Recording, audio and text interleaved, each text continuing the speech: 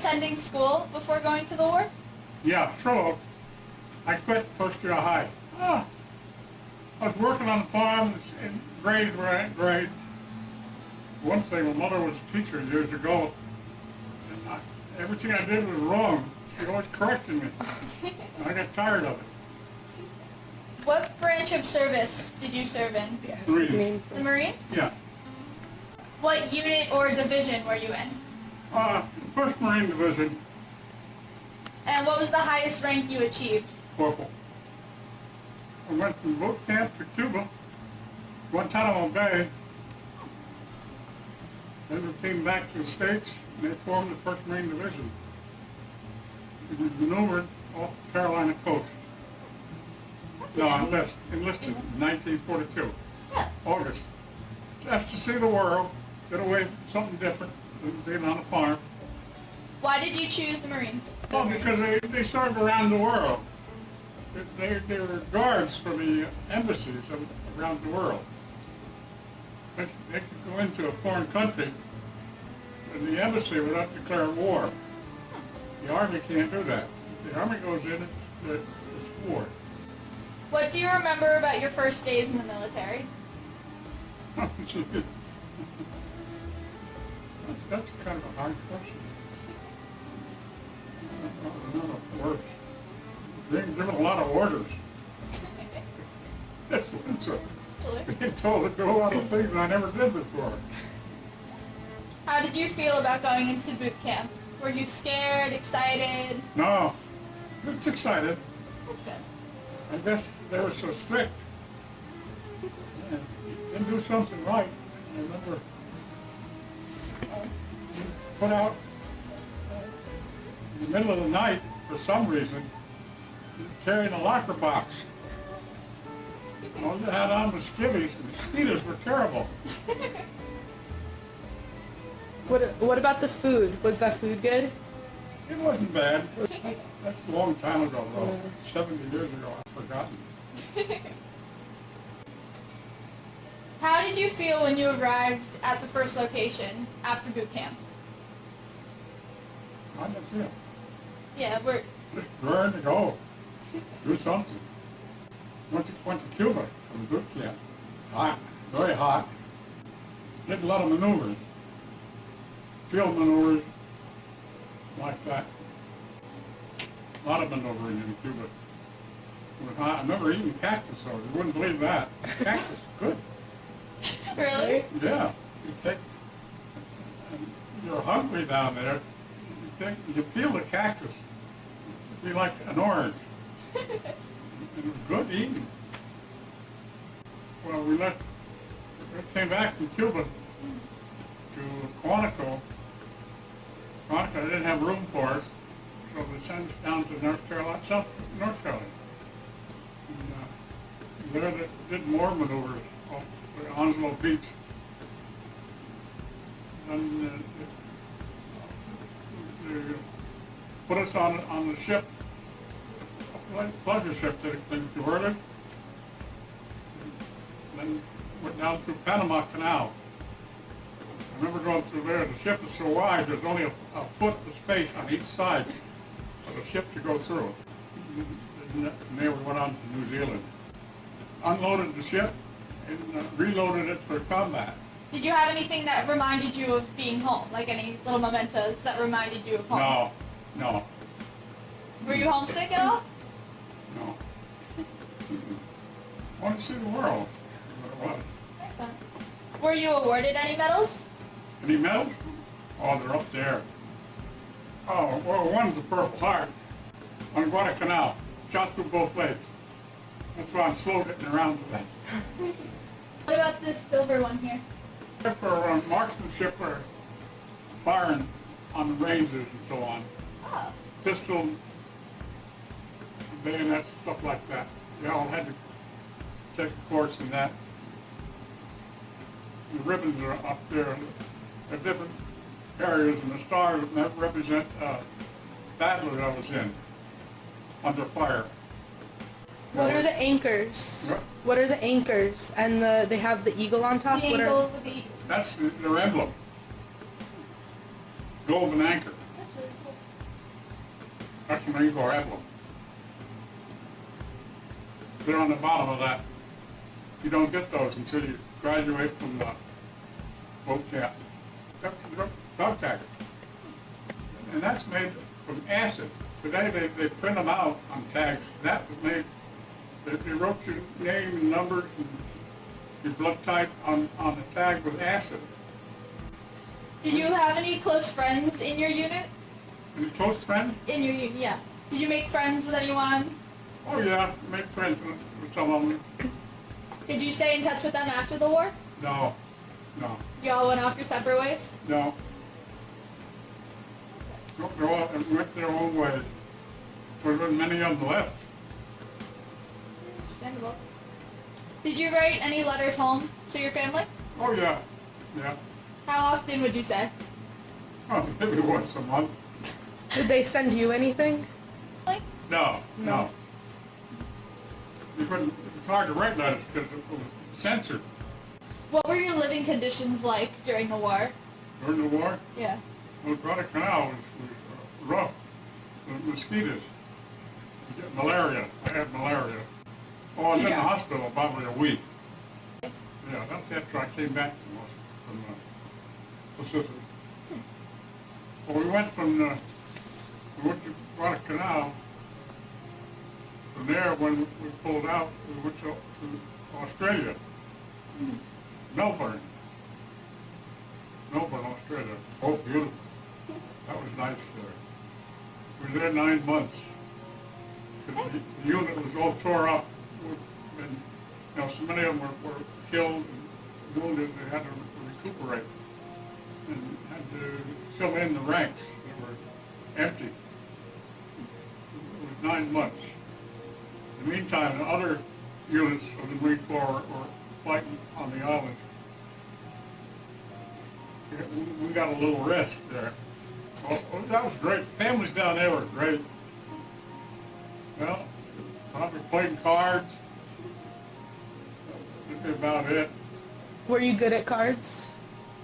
No. Did you gamble? No, you didn't have any money. You only paid $21 a month. You didn't have much to gamble with.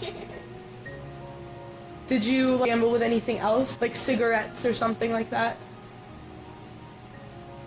You may have gambled with cigarettes away.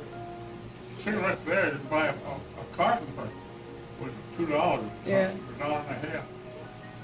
See now, just for $10 a carton. Yeah. A Yeah. pack.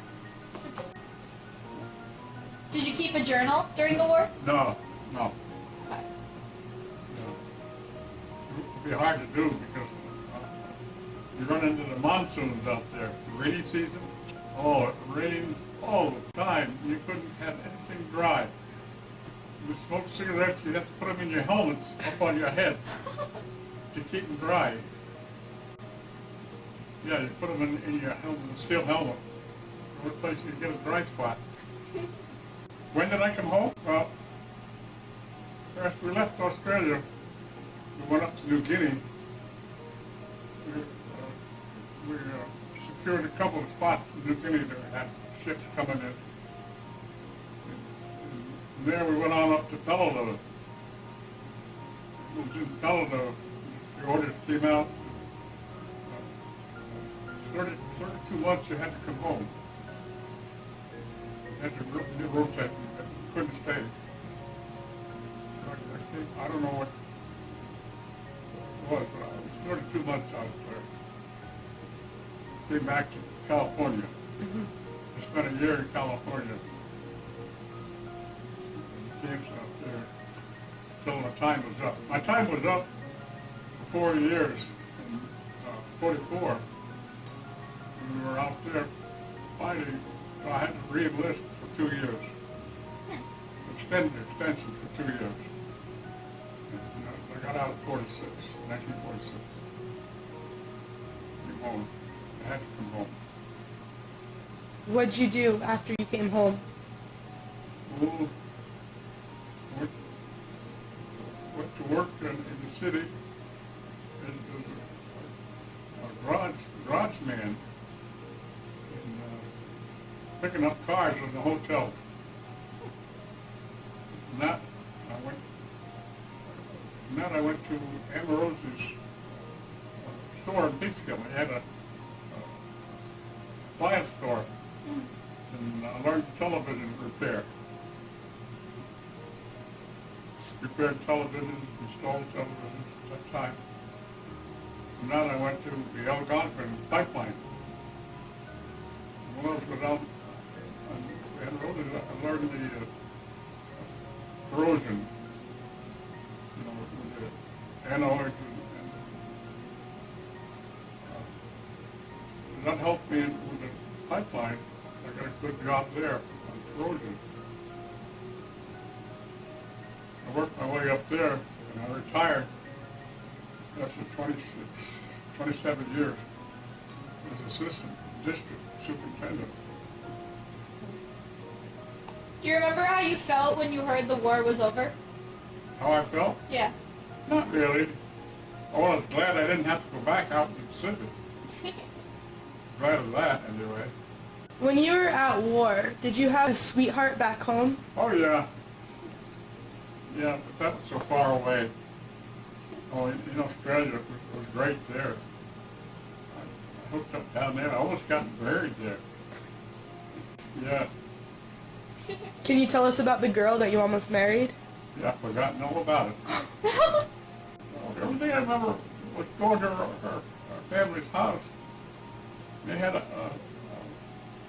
large meal for breakfast, like steak, and the main meal was breakfast, because they worked all day, and that carried them through the day. I always remember that. We have a light breakfast. Yeah. Our main meal is in the evening. Down there, it's just the opposite. Are there any other girls at any other places? No, No, that's it. no, in that time. We were too busy. This is the land of the Southern Cross. That's the Southern Cross. Like North Star here, down there they have the Southern Cross. They guide themselves from the ocean.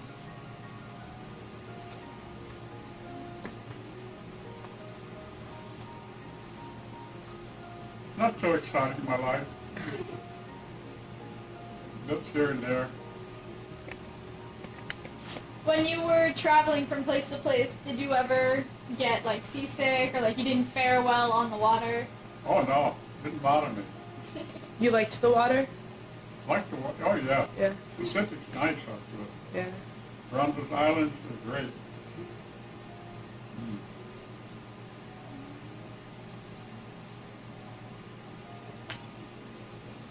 Are there any other interesting things you want to tell us? Like stories or things that happened? Oh, It can be anything you want. could be anything. Yeah, anything you want to talk about. Well, I remember after we landed, I was on the first wave going into the canal. And after we were in there, we set up a perimeter on the beach in case the Japs tried to land again.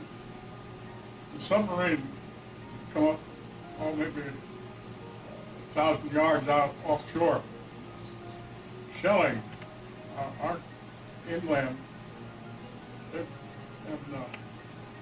I remember the company that had these little artillery cannons. You've probably seen them, the little ones, 37 millimeters they call them. And they got in a fight. Who's going to fire back at the sub? Real fight. Like fists flying and everything? Yeah. Yeah? Oh. Who won? I don't You remember. don't remember? But I remember watching them fire, and see the shells bounce right off the sub. Do you remember what type of weapon you ever used during the war? I used? Well, I first had the Springfield 03 rifle. Then I was made corporal. I carried the Thompson submachine gun. And they called that Chicago typewriter. Well, I guess some guys from Chicago were in the outfit. And that's where they got that was the gangster era at that time, for those years. The gangsters were like Dillinger and them. And Chicago typewriter. What about your life after the war? Did you get married? Yeah, Yeah? yeah, Did you have kids? yeah. I had one son. He died. He picked up AIDS in Europe. He liked to travel in Europe a lot. Oh, he had a good job with the Westchester Medical Center, cost accountant. And he liked to travel. And he picked up AIDS and it killed him. Did you travel anywhere after the war? Oh yeah. Went to Hawaii, been to Hawaii twice. My first wife died, and I married the postmaster in Shrubber. We traveled a lot. We traveled in the motorhome. Myrtle Beach, I love Myrtle Beach. But we went to Hawaii again. We toured Alaska. We went to Austria, Switzerland,